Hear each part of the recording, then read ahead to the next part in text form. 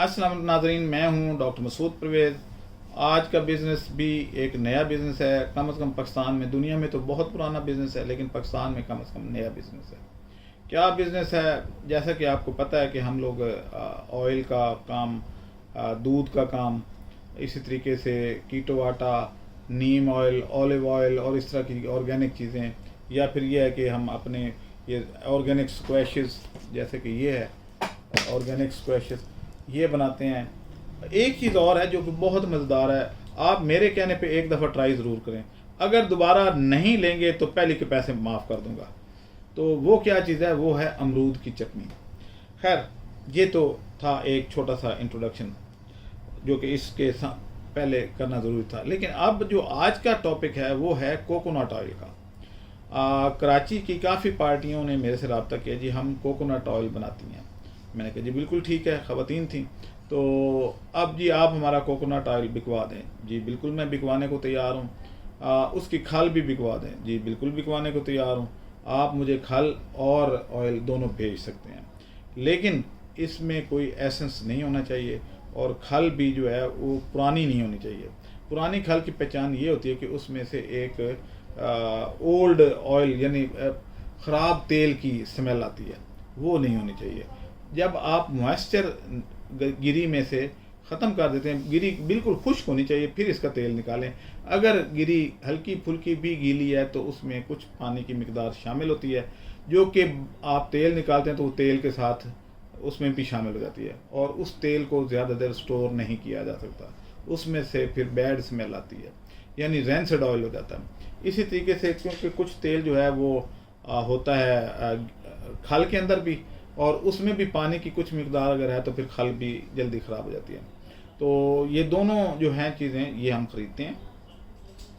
हम इसका बेसिकली ये करना चाह रहे हैं कि इसको छोटी छोटी जो है गिरी के तेल की, क्योंकि कुछ लोग सर पे लगाते हैं, कुछ और कॉस्मेटिक्स में भी डालते हैं, खुशबू अच्छी होती है तो इसलिए लोग करते हैं।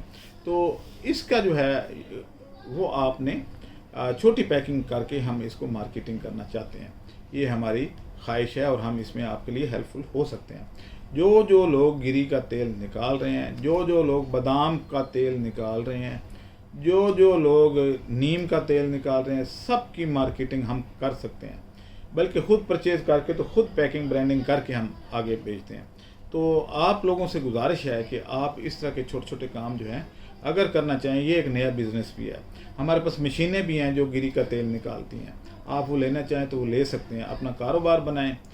सबसे मुश्किल काम होता है मार्केटिंग करना, तो हम आपकी उसमें हेल्प करते हैं।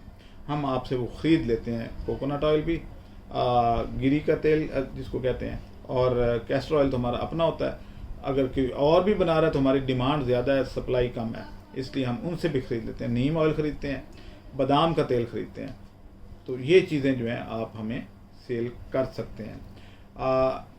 राब्ते के लिए हमने ऊपर नंबर दिए हुए हैं, एक चार्ट है जिसमें 5-6 लोगों के नंबर हैं, जो कि सिर्फ आपकी कॉलें सुनने का काम उनके ज़िम्मे हमने लगाया हुआ है, और वो आपकी कॉलें मेरे तक पहुंचाते हैं। ताहम मेरा अपना नंबर भी जो है वो 030040099799।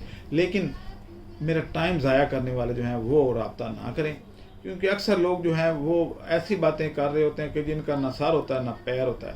वो कहते हैं जी हमने आपकी वीडियो देखी, हम वो काम करना चाहते हैं। वो कौन सा काम? जी ये तो नहीं पता, आप जो कुछ करवाते हैं हम वो कर लेंगे। ये कोई बात तो नहीं है ना। इतना भी नहीं पता कि काम कौन सा करना है, और काम करने आप आ रहे हैं, काम के टाइटल का ही नहीं पता, तो क्या काम होगा? इसी तरीके से जो है वो अक्सर लोग मुझे फ़ोन करते हैं, जी हम नीम का तेल आपने मांगा हुआ है तो हम दरेक का तेल निकाल के दे दें। भाई मैंने दरेक का तो नहीं कहा, नीम का कहा है। तो इसलिए ये टाइम ज़ाया करने वाले लोग मेरे से रब्ता ना करें, उनकी बहुत मेहरबानी होगी।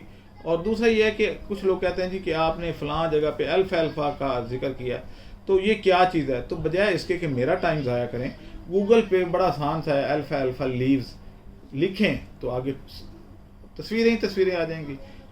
मैंने वो बात की है। तो आप थोड़ा सा सूझबूझ से काम लिया करें, ना कि आप बिल्कुल जो भी हो भाई फटाफट डॉक्टर साहब का नंबर आया हुआ तो मिला लें। ये जी अल्फ़ा के बारे में कुछ बताएं, और मैं क्या बताऊं भाई? कुछ पूछें तो बताऊं। दूसरा, पहले पता है कि अल्फ़ा होता क्या है? नहीं जी ये तो नहीं पता कुछ, आपसे इसीलिए तो पूछ रहे हैं। कुछ बताएं, तो मेहरबानी करें और टाइम ज़ाया मत किया करें।